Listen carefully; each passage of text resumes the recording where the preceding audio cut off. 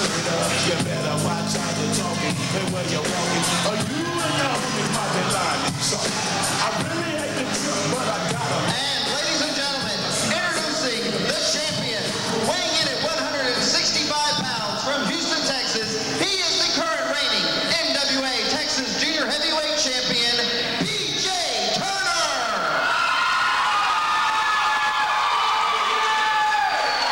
Match 1 fall, 30-minute time limit. Your referee, Phil Brown.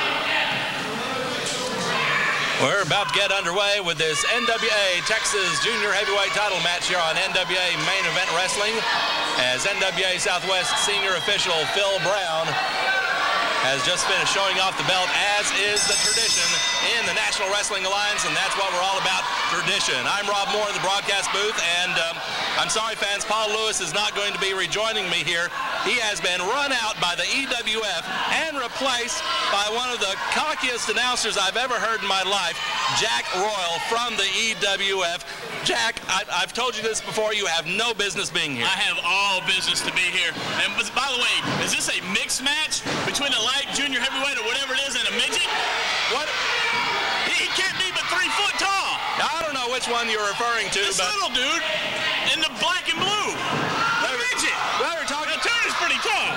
Well, Jeremy Jett is not a midget by any means. He is the former NWA Texas Junior Heavyweight Champion, and he is looking to regain that belt here tonight against BJ Turner. And how can you stand sitting here week after week with this man in his nasally little voice, getting all confused out there in the ring, couldn't announce the the match proper to introduce everybody? Well, I can't really blame him. He's shaken up after what the EWF did, coming into the ring and then bringing you out. You know, we got to do something to get the ratings up around here with the EWF being here. Our ratings are just fine, thank you. Fans, they're about to get a lot better.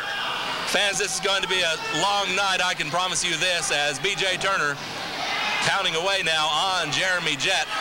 1 fall, 30-minute time limit match. This match part of the NWA Southwest 4th Annual Parade of Champions. Parade of Champions, of course, a time-honored name in the annals of the National Wrestling Alliance in Texas. Armbar now by BJ Turner. And Jeremy firing away with a couple of forearms. Forearms? Those are closed fists. Are you looking at the same monitor I'm looking at?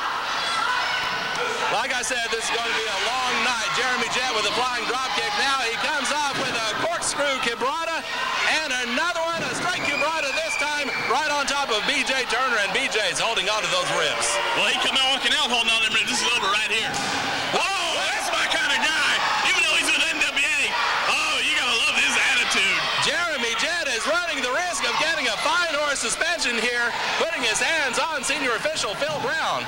Brown goes in with a count, only a 2. Wow, we may have to have a talk with this kid afterwards. You know, he's got a lot of fire for a midget.